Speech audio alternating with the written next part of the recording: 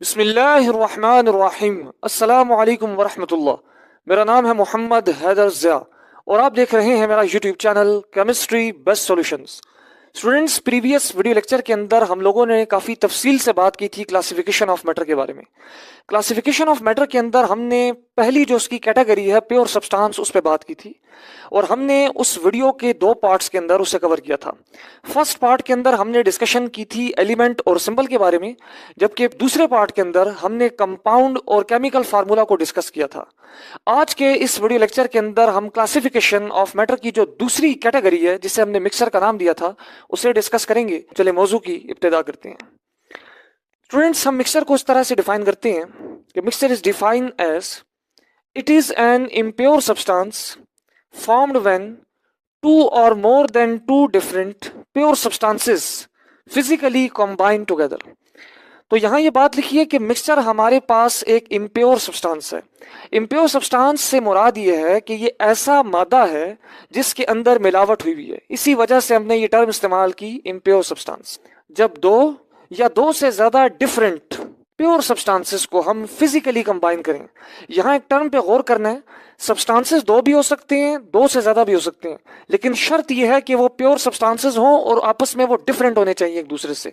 जब दो या दो से ज्यादा डिफरेंट प्योर सब्सटेंसेस को कंबाइन किया जाएगा, और कंबाइन भी इस तरह किया जाएगा कि वो केमिकली कंबाइन नहीं होंगे, वो फिजिकली कंबाइन होंगे, उसके नतीजे में हमारे पास जो चीज बनेगी उसे हम मिक्सर का नाम देते हैं।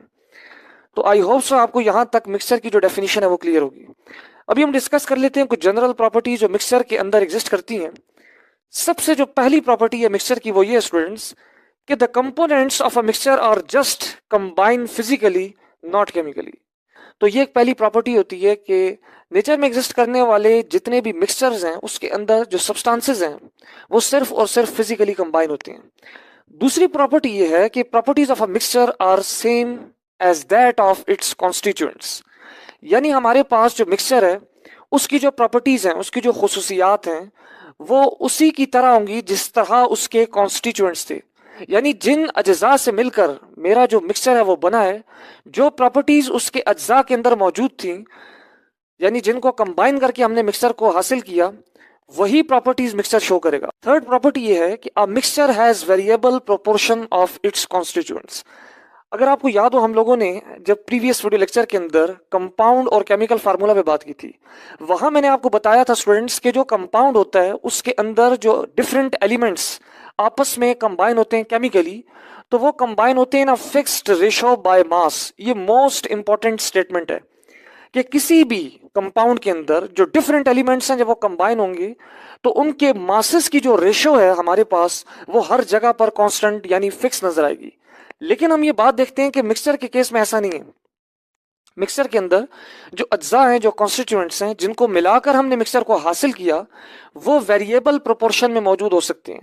वेरिएबल से मुराद यानी आप उन्हें चेंज कर सकते हैं, रेशो कांस्टेंट नहीं होगी एलिमेंट्स के दरमियान, ठीक हो गया। या जिन कॉन्स्टिट्यूएंट्स को आपने आपस में मिला के मिक्सचर हासिल किए, उन कॉन्स्टिट्यूएंट्स का प्रोपोर्शन आपस में वेरिएबल होगा, उसे चेंज किया जा सकता है। चौथी बात यह है कि the components of a mixture can be separated through physical methods like distillation, evaporation और बाय यूजिंग मैग्नेट। यानी आपके पास जो मिक्सचर है, आप उसके जो कंपोनेंट्स हैं उन्हें आसानी से सेपरेट कर सकते हैं, क्योंकि हमने पढ़ा ना कि वो केमिकली तो कंबाइन हुए नहीं है। हाँ, अगर वो केमिकली कंबाइन हुए होते तो हम उसे केमिकल मेथड के थ्रू सेपरेट करते, जैसा कि हमने कंपाउंड के केस में पढ़ा था। लेकिन हमने देखा कि मिक्सचर के अंदर जो अज्जा हैं, जो कॉन्स्टिट्यूएंट्स हैं, वो केमिकली कंबाइन नहीं है, वो फिजिकली कंबाइन है। अगर वो फिजिकली कंबाइन है, इट मीन्स कि उन्हें सेपरेट करने के लिए भी जिस मेथड का यूज किया जाएगा वो फिजिकल मेथड होंगे। फॉर एग्जांपल यहाँ पे जैसे जिक्र किया, वो डिस्टिलेशन मेथड हो सकता है, फिल्ट्रेशन हो सकता है, इवापोरेशन हो सकता है, या मैग्नेट के थ्रू भी हम उसको सेपरेट कर सकते हैं।